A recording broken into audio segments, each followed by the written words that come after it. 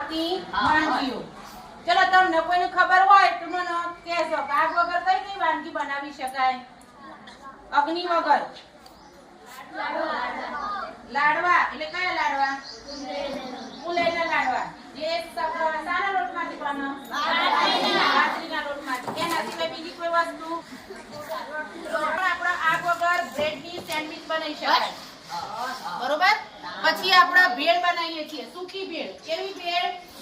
સૂકી ભેળ. કે એમાં ચટણી બટની નાખવી ના હોય તો પણ તો મમરા હોય, ટામેટા, કાકડી, બીટ, પછી દાડમ, આ બધી વસ્તુ ઝીણી ઝીણી સમાર દેવાની. એ નખાય, ડુંગળી નખાય. પછી તમે બધા મસાલા કરી દેવાના, મરચું, મીઠું, ધાણા જીરું, ચાટ મસાલો, લીંબુ નીચોડવાનું. તો એ પણ આગ વગર બનાવી શકાય. બરોબર. પછી એક મસ્ત બીજી રેસીપી છે. તમે મોનેકો બિસ્કિટ ખાવ છો બધા?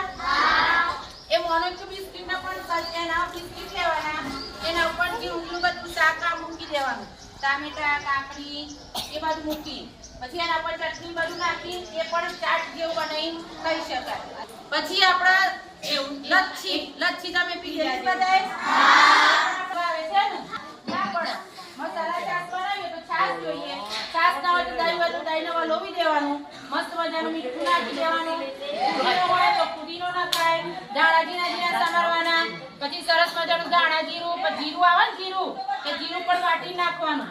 તો એ છાશ મસાલા છાશ કહેવાય. કઈ છાશ કહેવાય? તો આજે આપણે એક સરસ મજાની આગ વગર બનાવવાની રેસીપી લઈને આવ્યા છીએ આપણે સ્મિતાબેન, જેનું નામ છે કુલેરના લાડુ. શું નામ છે? કુલેરના લાડુ. આપણે સ્મિતાબેન મળીએ તો કુલેરના લાડુ કેવી રીતે બનાવાય? આપણે સ્મિતાબેનનો સંપર્ક કરીએ. બરોબર. કઈ રેસીપી લઈને આવ્યા છો? બાજરીના લોટમાંથી કુલેરના લાડુ બનાવો. હા, આજે સ્મિતાબેન આપણને સરસ મજાના બાજરીના લોટમાંથી કુલેરના લાડુ બનાવીને આપણને જમાડશે. બરોબર. તો ચલો, કેટલાને ખાવા છે કુલેરના લાડુ? તો જો હવે આપણે આની રેસીપી જોવાની છે કે આ કેવી રીતના બનાવી શકાય. બરોબર. પછી તમે જ્યારે હોટમાં ઘરે જાઓ રજાઓમાં તો તમે ઘરે બનાવવાના, બધા બનાવી જમાડવાના. ઓકે. ચલો સ્મિતાબેન, આપણે કુલેરના લાડુ બનાવો તો પહેલા સૌપ્રથમ શું વસ્તુ જોઈએ? એના માટે પહેલા એક બાઉલ લેવાનું, પછી આપણા ઘરે ચાણી હોય ને, એક ચાણી બાઉલ, પછી બાજરીનો ગોળ સમાર દેવાનો, પછી ઘી હોય એ ઘી આની અંદર નાખવાનું. જો આ બાજરી લોટ દેખાય છે ને બધા? જો એક બાજુ બાજરી લોટ લીધો છે ને એક બાજુ ગોળ સમારી. ઘરે બાજરીનો લોટ ના હોય તો એના ચક્કીમાં પણ તૈયાર મળે. બરોબર. અમારે ચક્કીમાંથી લાવવો પડે છે. એ તો મળો. માફ કીધું પ્રમાણ ગોળનું લોટનું ઘીનું એક વાટકી ગોળ. જો આપણે લોટ આપણે પ્રમાણસર આપણે જરૂર હોય એ પ્રમાણે લોટ લેવાનો. 7 સભ્યોનો લાડુ ખાવા હોય તો એ માપ કે છે બેન? એક વાટકી લોટ, એની અંદર એક લોટ કરતા થોડું સામાન્ય ગોળ ઓછું લેવાનું. પછી આ ઘી નાખીએ આપણે એટલે આપણે લોટ અંદર આપણો ઘીની અંદર મિક્સ થઈ જાય એટલું ઘી નાખવાનું. પરાત ના હોય પરાત પડી હોય તો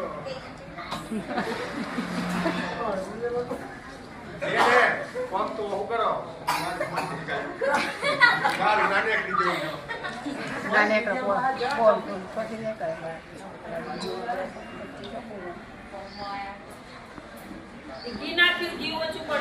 જો સ્મિતાબેને પહેલા લોટ સરસ મજાનો ચાળી દીધો હતો, પછી એમને ગોળ મસ્ત મજાનું ચપ્પાથી એકદમ ઝીણો ઝીણો કાતરવાનું. એટલે શું થાય? નાના નાના ગઠ્ઠા ના રહે, એકદમ છીણાઈ જાય ને ગોળ આખો ઓગળી જાય. આમ પછી ઘી અત્યારે તો શિયાળો એટલે ઠરી ગયું હોય તેને થોડું ગરમ કરવું પડે.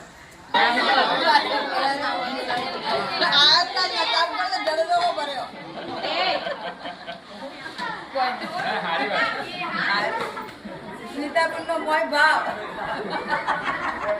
કઈ વસ્તુઓથી બનશે ના એ વાળી વાત સાચી.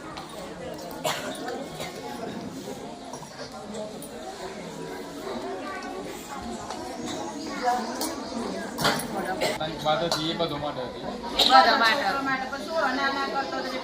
કુકરી બનાવવાની હતી ને ઈ ગોળી ખાલી લોટ જ લાવવાનો.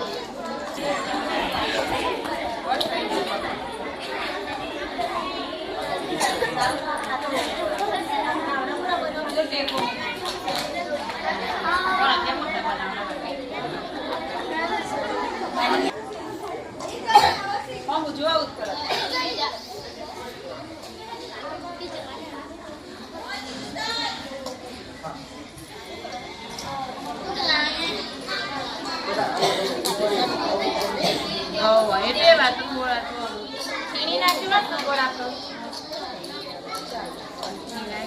ઝીણા ગોળ નથી. છીણી રાખો.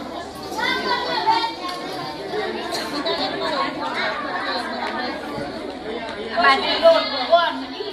સપ્રમાણમાં આ રીતે કરો. ગોળ છે ને છીણવાનું. તો પછી અને હું તો શું કરું પેલા ઘી ગોળ ઘીમાંથી મિક્સ કરી દઉં પછી આગળ લઈ લો સ્ટેન્ડ નંબરે વહી જાય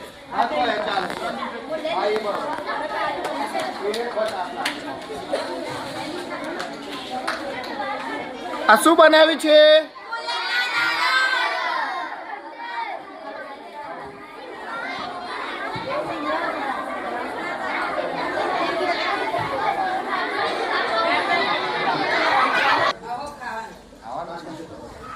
ખાવા માટે જ બનાવે છે.